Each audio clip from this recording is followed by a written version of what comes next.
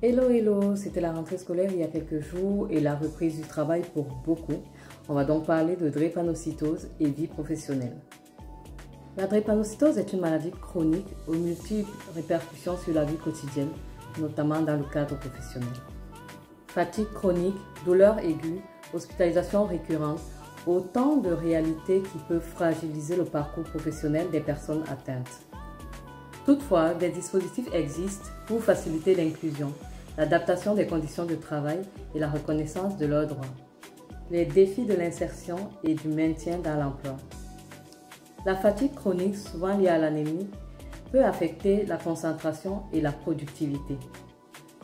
Les crises de douleur, souvent imprévisibles, peuvent nécessiter des arrêts de travail, ce qui rend l'organisation professionnelle difficile. Les absences en lien avec les visites médicales régulières.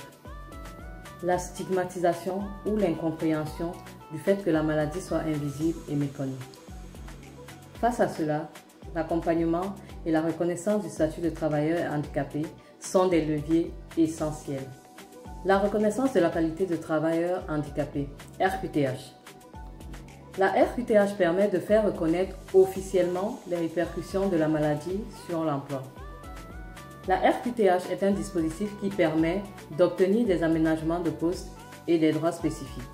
C'est un outil essentiel pour sécuriser son parcours professionnel et permettre à l'employeur de mettre en place les ajustements nécessaires.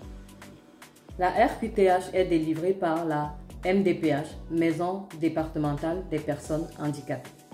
Quels sont les avantages? Un poste adapté, des aménagements horaires, du temps partiel thérapeutique si besoin et du télétravail pour les postes qui le permettent. Le télétravail permet de mieux gérer la fatigue, notamment en évitant les transports, et de travailler dans un environnement plus confortable, même en cas de crise légère.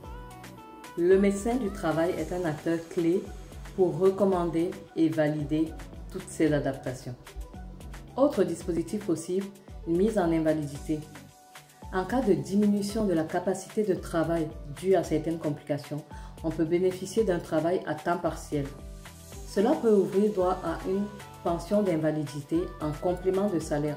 Pour cela, il faut se renseigner auprès de la CPAM, Caisse primaire d'assurance maladie. La drépanocytose ne doit pas être un frein à l'insertion ou au maintien à l'emploi. Grâce à une meilleure connaissance de la maladie, à l'accompagnement des professionnels de santé, des professionnels du secteur médico-social et aux dispositifs existants, il est possible d'avoir un parcours professionnel épanouissant. À bientôt!